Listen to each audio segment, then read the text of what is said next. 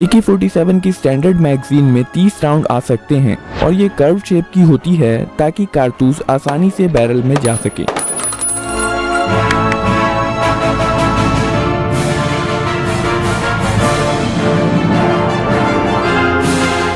Shooter front और rear side की मदद से निशाना लगाता है। AK-47 और AKM की मैक्सिमम इफेक्टिव रेंज लगभग 400 मीटर की होती है। पहली बार फायर करने के लिए ऑपरेटर एक लोडेड मैगजीन को लगाता है, फिर चार्जिंग हैंडल को पीछे खींचकर छोड़ देता है और फिर ट्रिगर दबाता है। सेफ्टी लीवर की मदद से शूटर राइफल को अलग अलग मोड पर सेट कर सकता है। सबसे ऊपरी स्थिति में राइफल सेफ मोड पर है। इस मोड पर सेफ्टी लीवर राइफल को लोड होने से रोकती है। यहाँ पर AK-47 का ट्रिगर मैकेनिज्म दिखाया गया है।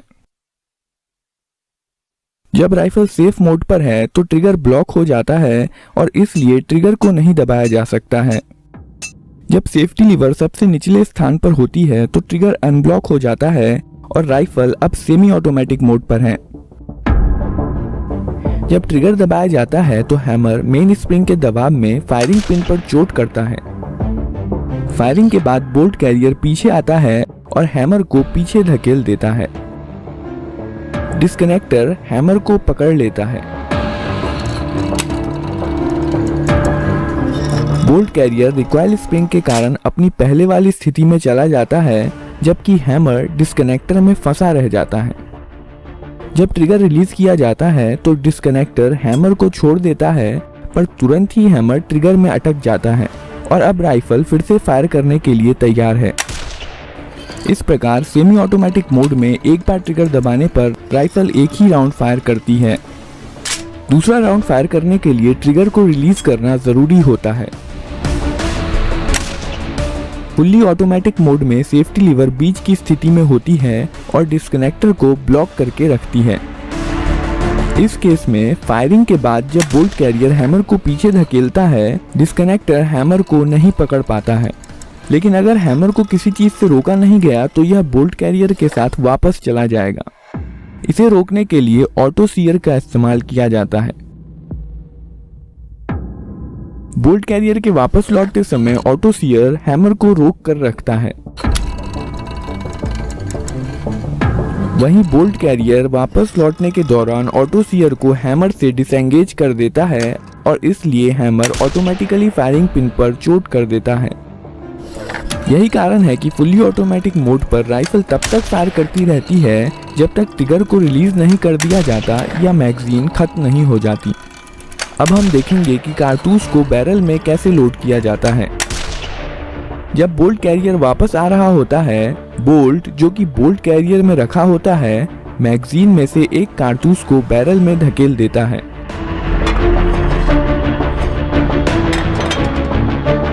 कारतूस का पिछला हिस्सा बोल्ट में लगे एक्सट्रैक्टर में फंस जाता है। कारतूस लोड करने के बाद बोल्ट घूम जाता है ताकि इस पर बने लॉकिंग लग्स की मदद से इसे लॉक किया जा सके। अब बोल्ट पीछे की ओर नहीं जा सकता है और फायरिंग के दौरान अपनी स्थिति में मजबूती के साथ बना रहता है।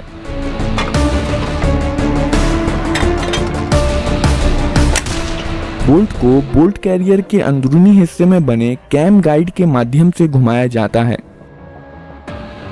बोल्ट कैरियर के आगे जाने पर बोल्ट लॉक हो जाता है और पीछे आने पर वापस अनलॉक हो जाता है।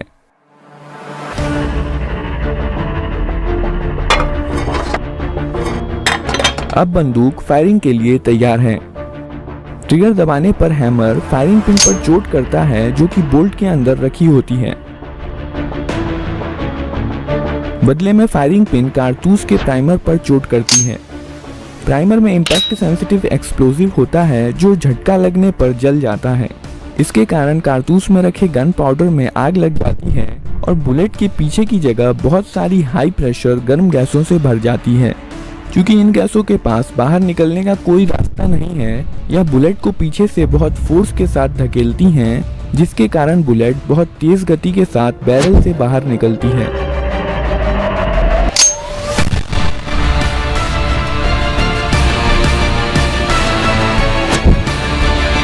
यह एक्सपेंड होती हुई गैसें गैस पिस्टन को पीछे की तरफ धकेल देती हैं। यही वजह है कि इस तरह की रिलोडिंग को गैस ऑपरेटेड रिलोडिंग कहा जाता है। बोल्ट कैरियर गैस पिस्टन से जुड़े होने के कारण गैस पिस्टन के साथ पीछे जाता है। पीछे जाते समय कैम गाइड बोल्ट को घुमा देता है, जिससे यह अनलॉक हो जाता है। अब बोल्ट कैरियर के साथ पीछे जा सकता है। खोखा एक्सट्रैक्टर की मदद से पीछे आता है और इजेक्टर इसे बाहर निकाल देता है।